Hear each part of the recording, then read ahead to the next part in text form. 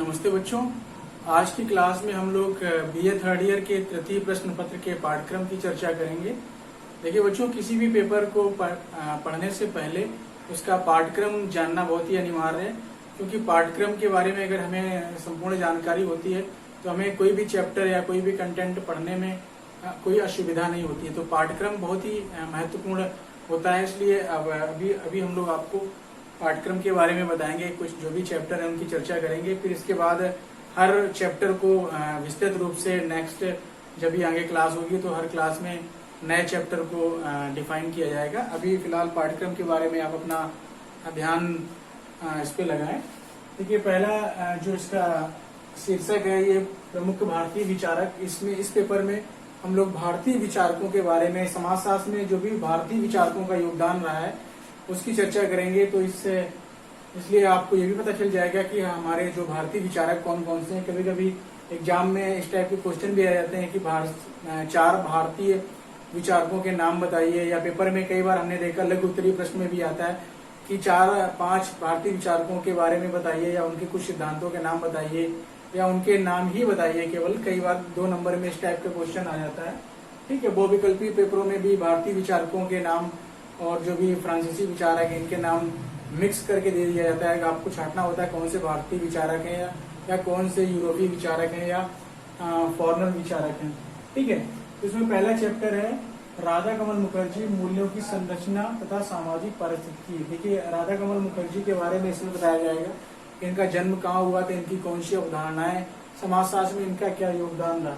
मूल्यों की संरचना, इन्होंने मूल्यों के बारे में, विचारों के बारे में बताया कि व्यक्ति के क्या मूल्य होते हैं, उनकी किस प्रकार से संरचना बनती है और वो संरचना कैसे समाज में प्रभावी होती है, उससे हमारे समाज का निर्माण, लोगों का निर्माण किस प्रकार से होता है, तथा सामाजिक पारिस्थितिकी और इन्वायरमेंट के बारे में इन्होंने भी बताया कि पारिस्थितिकी के बारे में भी राधा कमल मुखर्जी ने बताया कि किस प्रकार से हमारे मूल्यों के माध्यम से ही हमारा जो इन्वायरमेंट है वो बना हुआ है, टिका हुआ है, किस प्रकार से। तो इसकी चर्चा हम लोग इसमें करेंगे। दूसरे चैप्टर में हम लोग पढ़ेंगे डीपी मुखर्जी को। ठीक है, डीपी मुखर्जी के बारे में, इनका जन्म कहाँ हुआ, ठीक है, इनके समाजशास्त्र में किन अवधारणाएं, कौन सी अवधारणाएं इतनी प्रभावी है, क्या है, ठीक है, विभिन्न विचारकों द्वारा इनके बारे में क्या दृष्टिकोण है, ये सब इनके बारे में जानेंगे। इसके बाद सांस्कृतिक विविधताओं, संस्कृति के बारे में उन्होंने बताया कि हमारे देश में किस प्रकार की संस्कृतिक विविधता है, विभिन्न धर्मों, विभिन्न जातियों के लोग रहते हैं यहाँ पे किस प्रकार से। एवं आधुनिकीकरण, इन्होंने कहा कि जो भी कल्चर है, संस्कृति है, उसका आधुनिकीकरण पर क्या प्रभाव पड़ा, या आधुनिकीकरण से हमारे कल्चर, हमारी संस्कृति या हमारे विचारों पे क्या प्रभाव पड़ा है। तो इसमें आधुनिकता और परंपरा को साथ लेकर उन्होंने बात की है कि डीपी मुखर्जी ने आधुनिकीकरण और अपनी परंपराएं, अपनी संस्कृति को सह अस्तित्व के बारे में बताया कि हमने अपनी परंपराओं को भी बनाए रखा है और हमने आधुनिकीकरण को भी नहीं त्यागा है। कहीं न कहीं हमने अपनी संस्कृति को भी बनाए रखा है और जो भी आधुनिक संस्कृति है उसको भी कहीं न कहीं ग्रहण किया है, अपनाया। इनके बारे में विस्तृत तरीके से हम लोग पढ़ेंगे इस चैप्टर में। फिर देखिए आंद्रे वृत्ति बहुत महत्वपूर्ण, इनकी 3 अवधारणाएं इस पेपर में दी गई हैं। खासकर आंद्रे वृत्ति का सामाजिक स्त्रीकरण, इन्होंने जो भारतीय समाज में स्त्रीकरण का प्रावधान है, जाति को लेकर, धर्म को लेकर जो भी स्त्रीकरण दिया गया है उसकी चर्चा की है बहुत बृहद स्तर पर। किस प्रकार से समाज में स्त्रीकरण का नियम बना और कैसे ही लोगों को कार्यों के हिसाब से बांटा गया, उनको किस वर्ग में रखा गया, कौन से व्यक्ति किस कार्य के लिए उपयोगी है, इन सब के बारे में चर्चा की गई है। इसके बाद आंद्रे वृत्ति कृषक समाज के बारे में, जो भी कृषक हैं उनका, कृषकों का क्या अध्ययन रहा, क्या कार्य रहा, उनकी चर्चा इन्होंने की। आंद्रे वृत्ति ने कृषक समाज के बारे में भी बताया है। कृषक समाज मध्यवर्ती स्थिति में है, कोबर ने ये स्टेटमेंट दिया। और आंद्रे वृत्ति ने कहीं न कहीं जो कृषक हैं उनके बारे में बहुत ही विस्तृत तरीके से इसमें चर्चा की। जब हम लोग ये चैप्टर पढ़ेंगे तो आपको बताएंगे कृषक समाज क्या होता है, किसान क्या होता है, कृषक क्या होता है, इनमें अंतर होता है। फिर आंद्रे वृत्ति ने लोक संस्कृति के बारे में, जो भी हमारे देश की संस्कृति है, लोक संस्कृति, हमारे जो भी पूजा पाठ के त्योहार हैं, कल्चर हैं, जो भी हम लोग त्योहार, नृत्य, आज तरह की जो प्रथाएं हैं हमारी, ठीक है, परंपराएं हैं, रूढ़ियां हैं, जो भी हमारा कल्चर है, छोटा मोटा कल्चर है, चाहे वो गायन संबंधी हो, चाहे वो पहनावे संबंधी हो, चाहे वो हमारी भाषा हो, बोली भाषा हो, इन सब के बारे में बहुत गहन अध्ययन किया है आंद्रे वृत्ति ने। ठीक है, ये आंद्रे वृत्ति जो है रामपुरा गांव का, मैसूर के उनके कहीं न कहीं मैसूर के रामपुरा गांव का अध्ययन तो अमन श्रीनिवास ने किया था। बेतई का भी मुझे याद नहीं आ रहा है कि कोई गांव है उसका उन्होंने अध्ययन किया और लोक संस्कृति के बारे में बताया। फिर GS घुरिये के बारे में पढ़ेंगे। इन्होंने जाति का बहुत विस्तृत अध्ययन किया है और भारत में जाति प्रथा कितनी प्रभावी है। इन्होंने GS घुरिये ने भारत में जाति के बारे में जाति की तुलना एक प्याज से की है। जिस प्रकार से प्याज में जैसे प्याज में स्तरण होता है, एक परत खोले तो दूसरी नई परत निकलती है, दूसरी परत खोले तो तीसरी नई परत निकलती है, तीसरी खोलने के बाद चौथी निकलती है। वैसे ही भारतीय समाज में जाति की गहराइयों के बारे में बताया कि जाति जो आपको दिख रही है वो स्पष्ट रूप से जाति नहीं, उसके अंदर आप जाओगे तो बहुत चीजें आपको मिलेंगी। जाति के अंदर क्या प्रथाएं हैं, क्या परंपराएं, उनके रस्म क्या है, उनके रिवाज क्या है, उनकी भाषा क्या है, उनके नृत्य त्योहार क्या है, उनके अंदर आप इतना अंदर घुसते जाओगे तो बहुत गहन अध्ययन किया है GS घुरिये ने। इन्होंने ये भी कहा है कि भारत में जाति व्यवस्था बहुत ही प्रभावी है। ये विश्व का एकमात्र ऐसा देश है जहाँ पे इतनी ज्यादा जाति व्यवस्था प्रभावी है। तो घुरिये के जाति के बारे में, जो भी जाति है उसके बारे में बहुत विस्तृत तरीके से अध्ययन किया गया है और जाति को प्याज से तुलना की गई है। प्याज की जिस प्रकार से प्याज में एक परत खुलने के बाद नई परत आ जाती है, उस परत को खुलने के बाद एक और नई परत निकलती है, उसी प्रकार से जाति के अंदर जब उन्होंने घुसकर अध्ययन किया जाति के बारे में तो बहुत कुछ अंदर जातियों के अंदर उपजातियां निकली, उनमें भी अलग तरीके से संस्कार, उनके अंदर भी नई नई जातियों का उद्भव हुआ कहीं न कहीं। फिर GS घुरिये का ग्रामीण और नगरीय समुदाय गांव के बारे में उन्होंने बताया कि ग्रामीण समाज क्या है, नगरीय समाज क्या है, इसकी तुलना की। ग्रामीण नगरीय सह अस्तित्व के बारे में बताया किस प्रकार से, ये सब इसमें आगे पढ़ेंगे हम लोग। नेक्स्ट चैप्टर पढ़ेंगे 8वां,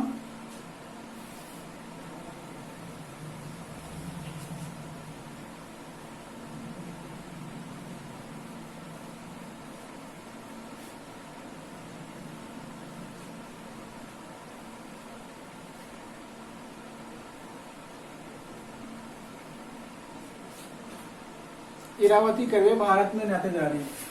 8 नंबर।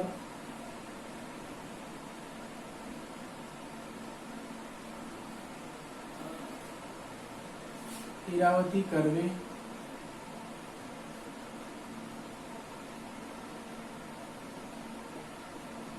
भारत में नातेदारी।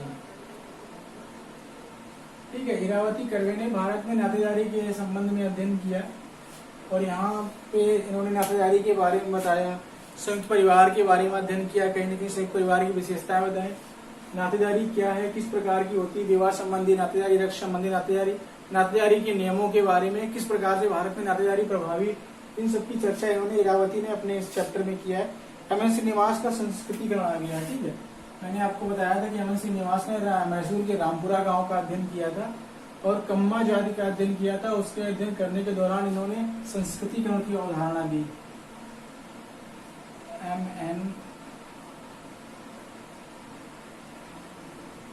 MN श्रीनिवास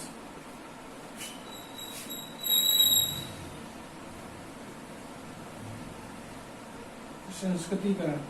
ठीक है, MN श्रीनिवास के संस्कृतिकरण के बारे में पढ़ेंगे। आपको बता दें संस्कृतिकरण की अवधारणा का तात्पर्य है कि जब कोई निम्न संस्कृति के व्यक्ति जब उस संस्कृति के लोगों का रहन सहन, खान पान, जीवन शैली, वेशभूषा, पहनावा को अपनाते हैं तो इस प्रक्रिया को संस्कृतिकरण कहते हैं। मतलब निम्न संस्कृति या निम्न जाति के लोग जब उच्च जाति के लोगों का रहन सहन, खान पान, जीवन शैली, पहनावा और टेक्नोलॉजी को अपनाते हैं तो उस प्रक्रिया को संस्कृतिकरण कहते हैं। ठीक है, 10 नंबर में हम लोग पढ़ेंगे MN श्रीनिवास का लौकिकीकरण।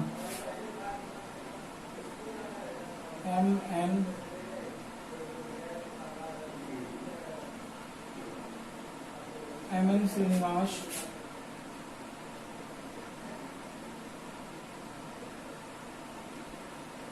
लौकिकीकरण एवं प्रभुजात।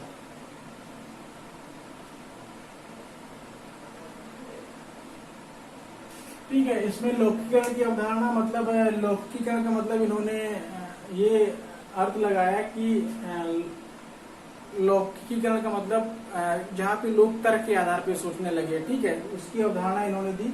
और प्रभुजात की अवधारणा में कुछ कॉन्सेप्ट दिए। प्रभुजात का मतलब वो जाति थी जो संख्या के आधार पर अधिक थी, आर्थिक रूप से समृद्ध थी। ठीक है, आर्थिक रूप से भी समृद्ध है, संख्या के आधार पे भी अधिक है और उसका समाज में कहीं न कहीं उच्च स्थान प्राप्त है। तो इस प्रकार से प्रभु जात की अवधारणा के बारे में पढ़ेंगे हम लोग, लौकिकरण के बारे में पढ़ेंगे एम.एल. श्रीनिवास की। 11 नंबर चैप्टर में एस.सी. दुबे का भारतीय गांव।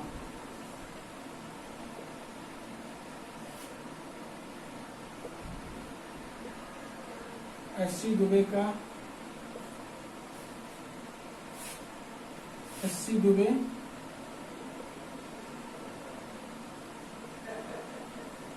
भारतीय ग्राम के बारे में पढ़ेंगे। ठीक है, दुबे ने भारतीय गांवों का अध्ययन किया, इसके बारे में इन्होंने भारतीय गांव की क्या विशेषता है उसके बारे में चर्चा की है। बहुत सी अवधारणाएं इन्होंने दी है भारतीय गांव के अध्ययन के दौरान। तो इस चैप्टर में इनके एस.सी. दुबे के बारे में जन्म, इनके जो भी सिद्धांत इनकी चर्चा करेंगे। फिर एस.सी. दुबे का परंपरा, आधुनिकीकरण एवं विकास।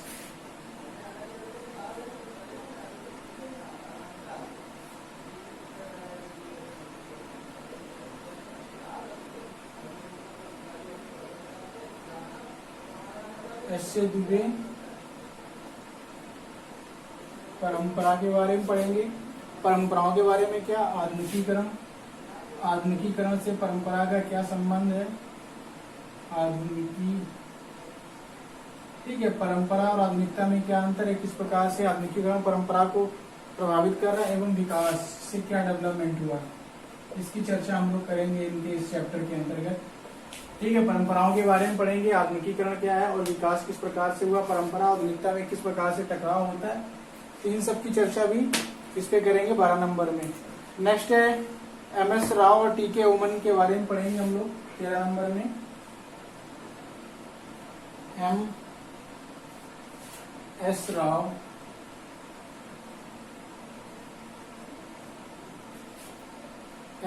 एवं टी.के. ओमन।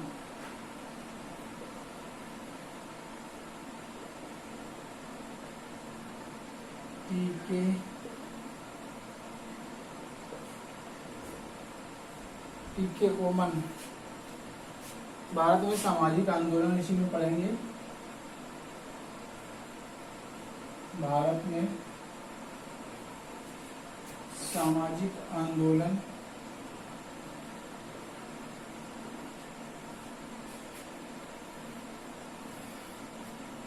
भारत में सामाजिक आंदोलन, इसमें एम.एस. राव और टी.के. ओमन ने जो भारत में सामाजिक आंदोलन के बारे में जो भी आंदोलन यहाँ पे हुए हैं, ठीक है, स्वतंत्रता के दौरान, उसके पहले जो भी हमारे आंदोलन हुए, उनकी विस्तृत तरीके से चर्चा एम.एस. राव और टी.के. ओमन ने किया है। जो भी जनजातीय आंदोलन, कृषक आंदोलन, ठीक है, पूंजीपति आंदोलन, जितने भी प्रकार के आंदोलन, भूदान आंदोलन, इस प्रकार के जितने भी आंदोलन हुए, उन सबके बारे में एम.एस. राव और टी.के. ओमन ने विस्तृत तरीके से अध्ययन किया। तो इनके इस चैप्टर के अंतर्गत हम भारतीय आंदोलनों की चर्चा करेंगे। ठीक है, नेक्स्ट है 14वां नंबर, योगेंद्र सिंह के बारे में पढ़ेंगे। बहुत ही पॉपुलर ये प्रोफेसर रहे हैं, बहुत ही इन्होंने अच्छा भारतीय परंपरा और आधुनिकीकरण का बहुत अच्छे तरीके से विस्तृत अध्ययन किया है। प्रोफेसर योगेंद्र सिंह,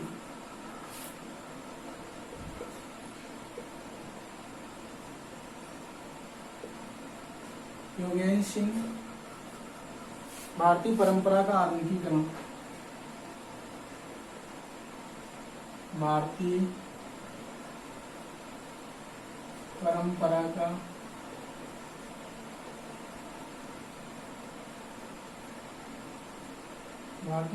का आधुनिकीकरण।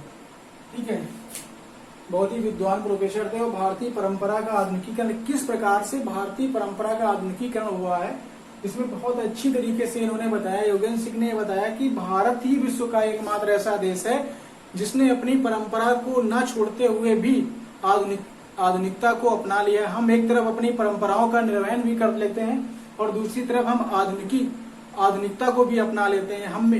हम ही एक विश्व में ऐसे हमारा विश्व में एक ऐसा देश है जो आधुनिकता और परंपरा दोनों को साथ में लेकर चलता है, दोनों का सह अस्तित्व हमारे पास है। हम परंपरावादी भी हैं और हम आधुनिक भी हैं। तो बहुत विस्तृत तरीके से गहन विचारों के माध्यम से इन्होंने योगेंद्र सिंह ने अपने इस बारे में बताया।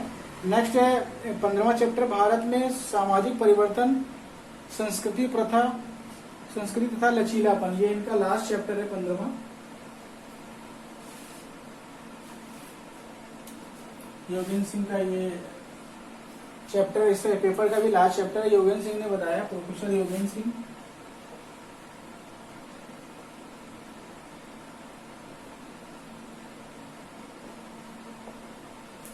भारत में सामाजिक परिवर्तन,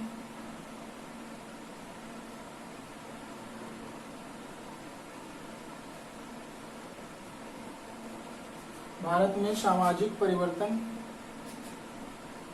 संस्कृति,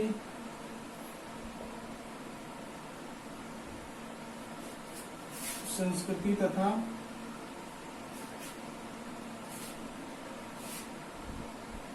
लचीलापन।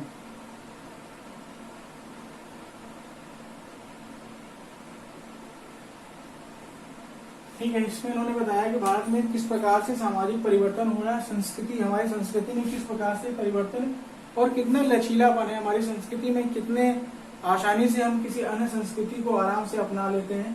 ठीक है, तो इसके बारे में बहुत विस्तृत तरीके से योगेंद्र सिंह ने बताया है, इसकी चर्चा इन्होंने बहुत विस्तृत तरीके से की है। तो इस प्रकार से ये प्रमुख भारतीय विचारकों में जो 15 चैप्टर है, इनका मैंने आपको पाठ्यक्रम के आधार पर थोड़ी थोड़ी जानकारी दे दी है।